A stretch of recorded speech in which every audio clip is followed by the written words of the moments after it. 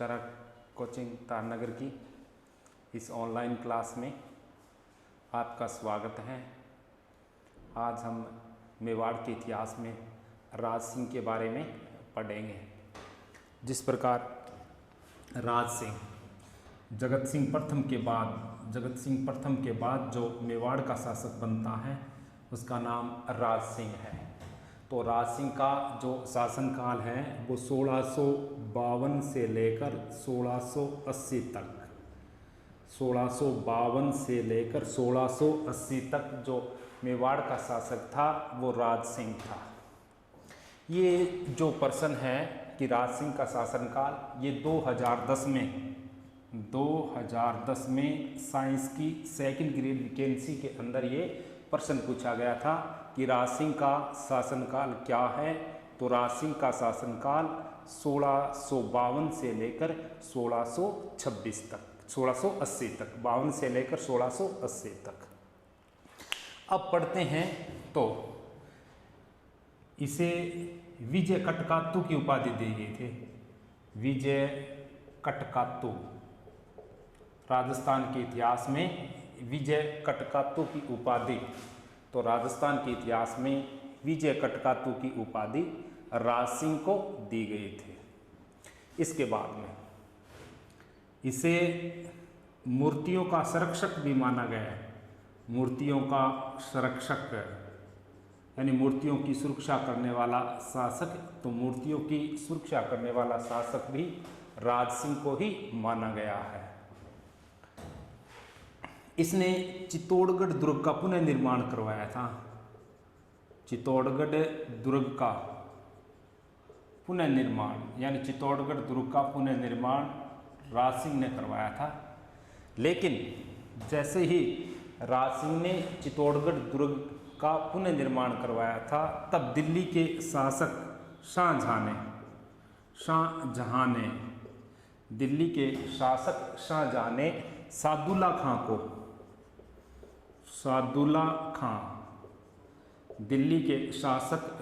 ने अपने सेनापति सादुल्ला खां को और चित्तौड़गढ़ भेजकर चित्तौड़गढ़ दुर्ग का जो निर्माण कार्य करवाया था राज सिंह ने वो तुड़वा दिया गया था।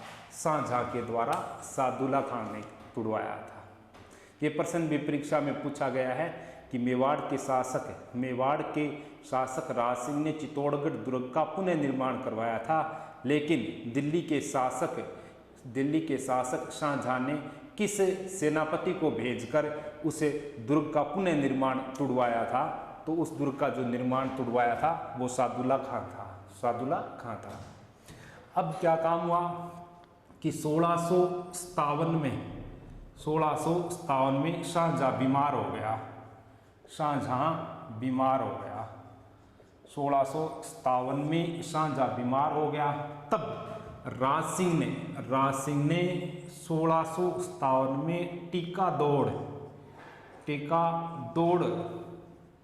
टीका दौड़ के बहाने और जो मुगलों ने मेवाड़ की कुछ चौकियों पर अधिकार किया था, तो राज सिंह ने 1657 में टीका दौड़ के बहाने उस मुगलों की चौकियों पर अपना पुनः अधिकार कर लिया।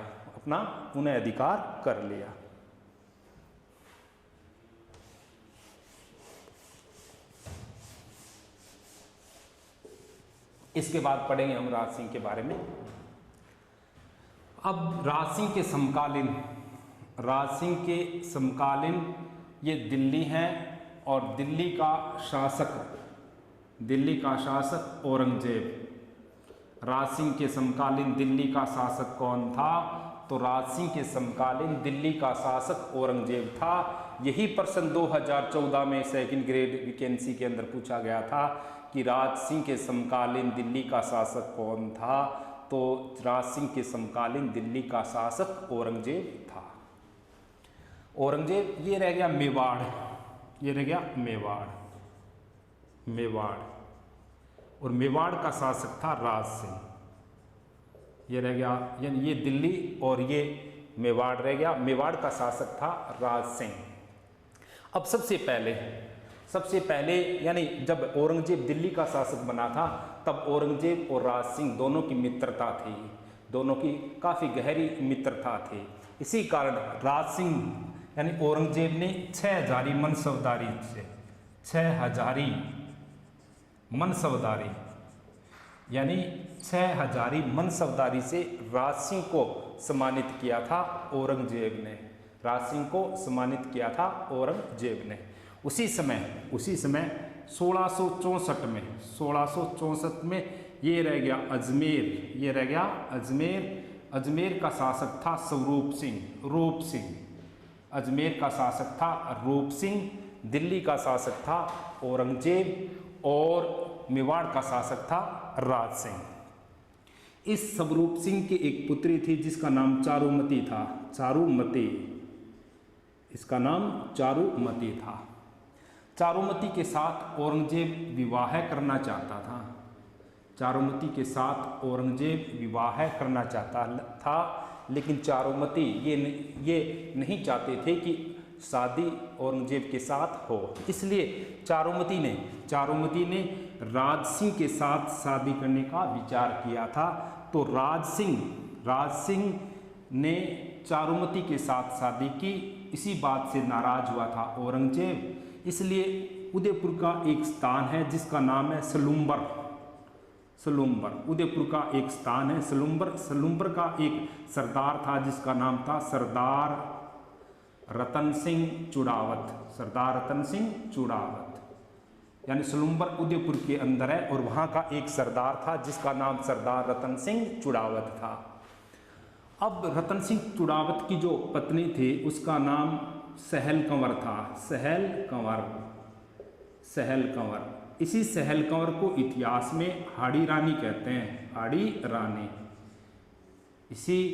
यानी सहल कंवर का दूसरा नाम हाड़ी रानी था। ये भी एक बार का राजस्थान पुलिस की वैकेंसी में पूछा गया था कि हाड़ी रानी का वास्तविक नाम क्या था। तो हाड़ी रानी का वास्तविक नाम सहल कंवर था। अब क्या हुआ कि राज सिंह ने चारुमती के साथ शादी की। इसी बात से औरंगजेब नाराज हुआ। इसलिए औरंगजेब ने 1664 में और औरंगजेब ने राज सिंह के साथ युद्ध करने की घोषणा की थी। इसी युद्ध में राज सिंह ने पाती परवन प्रथा के तहत सरदार रतन सिंह चुड़ावत के पास पत्र भेजा और सरदार रतन सिंह चुड़ावत इस युद्ध में भाग लिया। यानी 1664 में औरंगजेब और राज सिंह के बीच देनसुरी की नाल का युद्ध हुआ था। देनसुरी की नाल का युद्ध 1664 में हुआ था। मेवाड़ के शासक राज सिंह और औरंगजेब के बीच में हुआ था। इस युद्ध का मुख्य कारण किशनगढ़ की राजकुमारी चारुमती थे। इस युद्ध में सरदार रतन सिंह ने भी राज सिंह का पक्ष लिया था। अतः रतन सिंह युद्ध में उत्साहपूर्वक भाग लेने के लिए कोशिश नहीं कर रहा था। तब क्या काम हुआ कि रतन सिंह की पत्नी सहल कंवर में युद्ध में जाते समय युद्ध में जाते समय अपने पति को अपनी गर्दन काट कर देते। यही गर्दन काटने के कारण ये इतिहास में हाड़ी रानी कहलाती है। और जो इसका उल्लेख यानी जो हाड़ी रानी का उल्लेख मिलता है मेघराज मुकुल इसके द्वारा रचित एक पुस्तक है जिसका नाम सेनानी है। सेनानी पुस्तक में यानी सेनानी पुस्तक में मेघराज मुकुल लिखता है कि सरदार रतन सिंह चुड़ावत की पत्नी का नाम सहल कंवर था और सहल कंवर राजस्थान की प्रथम रानी थी जिसने युद्ध में जाते समय अपने पति को अपनी गर्दन काट कर दिए थे। राजस्थान में त्याग और बलिदान के लिए जो प्रसिद्ध है वो सहल कंवर है।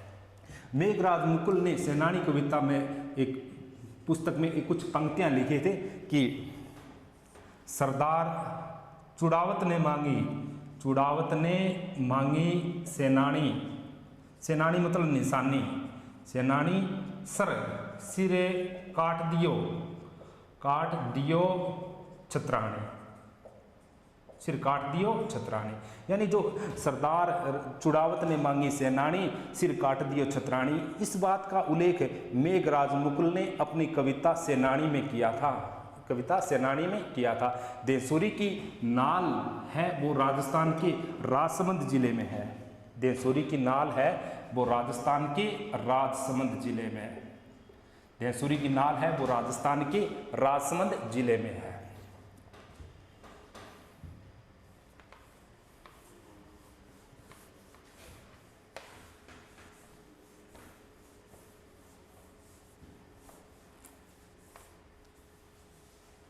अब इसके बाद में देखते हैं सरदार रतन सिंह 1662 से 1669 के बीच, 1662 से 1669 के बीच राज सिंह ने राजसमंद जिले में राजसमंद जिले में 1662 से 1669 के बीच और राजसमंद झील का निर्माण करवाया था। राजसमंद झील, तो राजसमंद झील है वो राजसमंद जिले में है। इसका निर्माण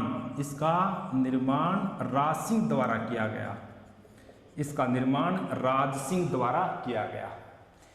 इस झील में गोमती नदी का जल गिरता है। गोमती नदी का जल, यानी राजसमंद झील में गोमती नदी का जल गिरता है। राजसमंद ये मेवाड़ के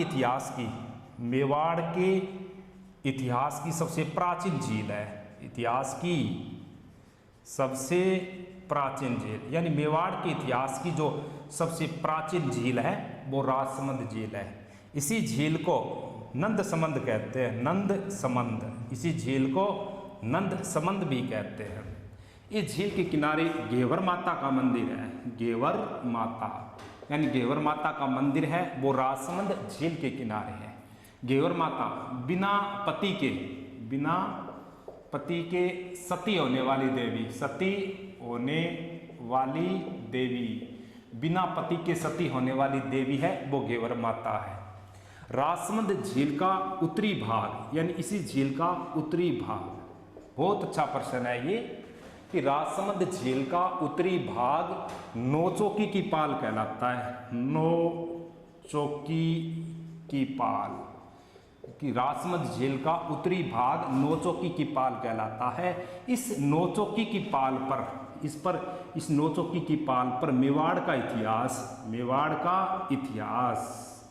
इस नौचौकी की पाल पर मेवाड़ का इतिहास रणछोड़ भट्ट ने लिखा था। रणछोड़ भट्ट ने, यानी मेवाड़ का इतिहास राजसमंद झील के उत्तरी भाग पर लिखा हुआ है। और जो ये मेवाड़ का इतिहास लिखा था ये रणछोड़ भट्ट ने लिखा था। ये इतिहास रणछोड़ भट्ट ने संस्कृत भाषा में लिखा था। संस्कृत भाषा में लिखा था मेवाड़ का इतिहास। इसी इतिहास को, यानी जो लिखित इतिहास है इसे राज प्रशस्ति कहते हैं। राज प्रशस्ति, तो राज प्रशस्ति का लेखक रणछोड़ भट्ट था। और जो मेवाड़ का इतिहास, यानी राजसमंद झील का उत्तरी भाग नौचौकी की पाल कहलाता है। और नौचौकी की पाल पर मेवाड़ का इतिहास लिखा हुआ है संस्कृत भाषा में, और ये रणछोड़ भट्ट ने लिखा था। इसे राज प्रशस्ति कहते हैं। ये जो मेवाड़ का इतिहास लिखा है, ये मेवाड़ का इतिहास लिखा है, ये विश्व का सबसे बड़ा लिखित इतिहास है। ये इतिहास है जो मेवाड़ का इतिहास है, राजसमंद झील के किनारे लिखा हुआ है। ये विश्व का सबसे बड़ा लिखित इतिहास है। अब एक बार की जो भर्ती परीक्षा हुई थी उसमें ये प्रश्न पूछा गया था कि रणछोड़ भट्ट कौन सी भाषा का प्रसिद्ध कवि था। तो रणछोड़ भट्ट संस्कृत भाषा का प्रसिद्ध कवि था। इसके बाद में सेकंड भर्ती के अंदर ये पूछा गया था कि राज प्रशस्ति का लेखक कौन था। तो राज प्रशस्ति का लेखक भी कौन है? रणछोड़ भट्ट है। एक बार का ये भी प्रश्न पूछा गया था कि कौन सी झील का उत्तरी भाग नौचौकी की पाल कहलाता है। तो कौन सी झील का उत्तरी भाग नौचौकी की पाल कहलाता है? राजसमंद झील का उत्तरी भाग। राजसमंद झील राजसमंद जिले में है। इसका निर्माण राज सिंह ने करवाया था। इसमें गोमती नदी का जल गिरता है। मेवाड़ के इतिहास की यह सबसे प्राचीन झील है। इसी झील का उपनाम नंदसमंद है। इस झील के किनारे घेवर माता का मंदिर है और बिना पति के जो सती होने वाली देवी थी वो घेवर माता थी।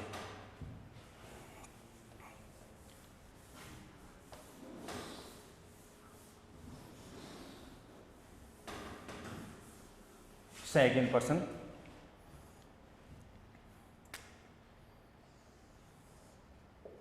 राजसमंद झील। राजसमंद झील, इसी झील के किनारे श्रीनाथ जी का मंदिर है। श्रीनाथ जी का मंदिर, इसी झील के किनारे श्रीनाथ जी का मंदिर है।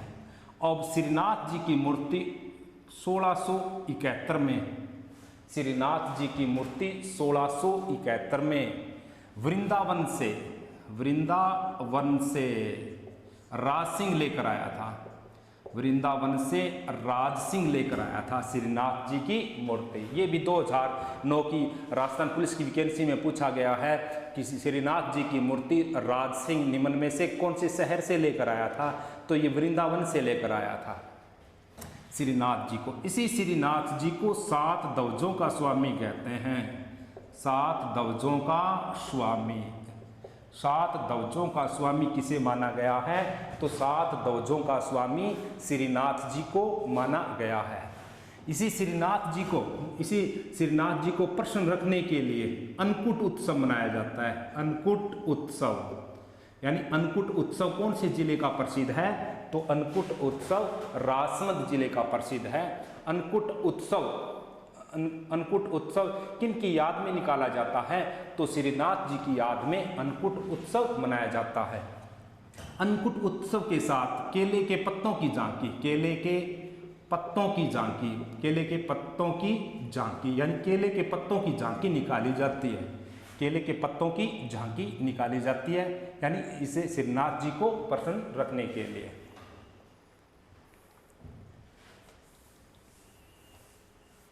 इसके बाद आगे देखेंगे राज सिंह का। तो 1669 में औरंगजेब ने 1669 में औरंगजेब ने जजिया कर लगाया था। जजिया कर, 1669 में औरंगजेब ने जजिया कर लगाया था। जजिया कर लगाया था। जजिया कर एक धार्मिक कर है और जजिया कर का विरोध, इसका विरोध करने वाला यानी जजिया कर का जो विरोध करने वाला शासक था, जजिया कर का विरोध करने वाला शासक था वो राज सिंह था। यानी जजिया कर का विरोध करने वाला मेवाड़ का प्रथम शासक, तो जजिया कर का विरोध करने वाला मेवाड़ का प्रथम शासक राज सिंह था।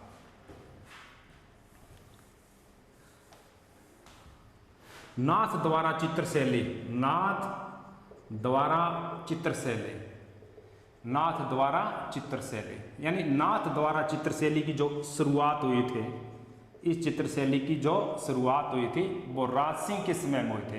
यानी राज सिंह के शासनकाल में नाथ द्वारा चित्रशैली की शुरुआत हुई थी। इस चित्रशैली का जो प्रमुख चित्र है, केले के वृक्षों का चित्र, केले के वृक्षों का चित्र, यानी नाथ द्वारा चित्रशैली की प्रमुख विशेषता क्या है, तो केले के वृक्षों का चित्र इस चित्रशैली के प्रमुख चित्र है।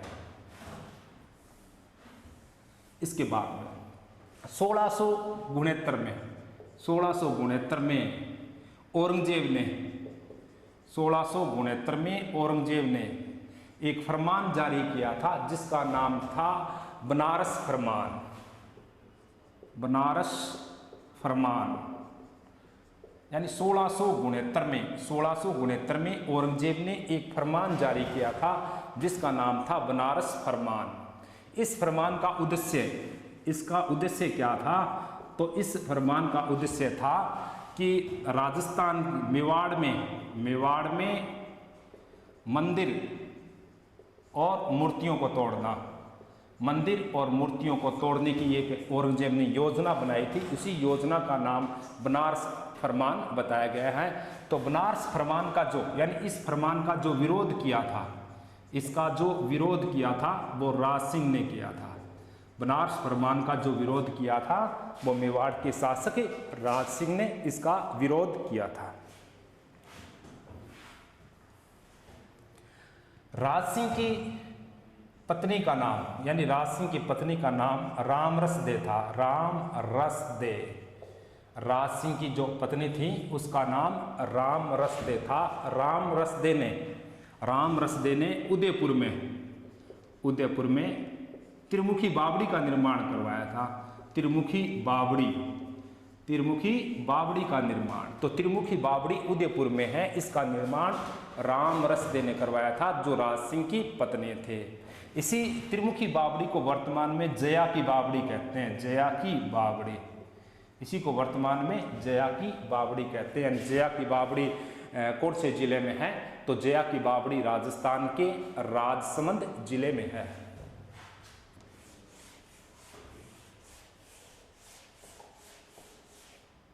1680 में राज सिंह की मृत्यु हो गई। राज सिंह की मृत्यु 1680 में राज सिंह की मृत्यु हो गई। धन्यवाद। अगली कक्षा में फिर पढ़ेंगे हम राज सिंह से आगे का इतिहास।